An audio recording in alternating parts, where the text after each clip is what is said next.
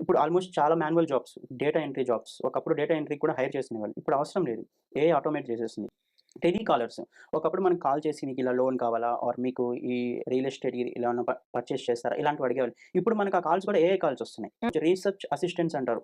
ఇప్పుడు పీహెచ్‌డీ చేసేవాళ్ళు కానివ్వచ్చు, are even సైంటిస్ట్‌లు కానివ్వచ్చు, are ప్రతి ఆర్గనైజేషన్‌లో ఎక్స్‌పర్ట్స్ ఉంటారు కొంతమంది ఆర్కిటెక్ట్ లెవెల్‌లో. వాళ్ళకి రీసెర్చ్‌కి అసిస్టెంట్స్‌ని పెట్టుకునేవాళ్ళు. అది హ్మ్. ఇంటర్న్స్ గానో, ఆర్ ఎంట్రీ లెవెల్ జాబ్స్ గానో పెట్టుకునేవాళ్ళు. అంటే ఒక స్పెసిఫిక్ టాపిక్ మీద రీసెర్చ్ చేసి వాళ్ళివ్వాలి. హ్మ్. సో, వాళ్ళ హెల్ప్ తీసుకునేవాళ్ళు. ఇప్పుడు వాళ్ళు కూడా అవసరం లేదు. ఇప్పుడు చాట్‌జీపీటీ టూల్ యూజ్ చేసి మనకు రీసెర్చ్ అసిస్టెంట్ ఒక్కరు కాదు 100 మంది చేసే కేపబిలిటీ ఉంది చాట్‌జీపీటీకి. సో, ఇంకా ప్రూఫ్ రీడర్స్ అని ఉండేవాళ్ళు. ఒకప్పుడు కంటెంట్ రాసినప్పుడు అవి చెక్ చేయాలి. గ్రామటికల్ ఎర్రర్స్ కానివ్వచ్చు, ఫార్మేషన్ ఎర్రర్స్ కానివ్వచ్చు, వాటిని ప్రూఫ్ రీడర్స్‌ని ఇలా హైర్ చేసుకునేవాళ్ళు. ఇప్పుడు అది కూడా అవసరం లేదు. మనం నార్మల్‌గా ఏఐ టూల్స్‌కి ఇచ్చేసి కరెక్ట్ చేసేయమంటే ఇచ్చేస్తుంది. సో, ఇవన్నీ ఏంటంటే పక్కాగా రీప్లేస్ అయ్యే జాబ్స్. ఇంకా అప్పుడు ఐటీలో తీసుకున్న మాన్యువల్ టెస్టర్స్ అని ఇలాంటివి అవసరం లేదిప్పుడు. హ్మ్. ఏఐ వచ్చి ఆటోమేట్ చేసేస్తుంది. అంటే ఇవన్నీ ఇంకొక 2, 3 ఇయర్స్‌లో కంప్లీట్‌గా మనం నేమ్స్ కూడా వినం. ఈ జాబ్స్ కంప్లీట్‌గా పోతాయి.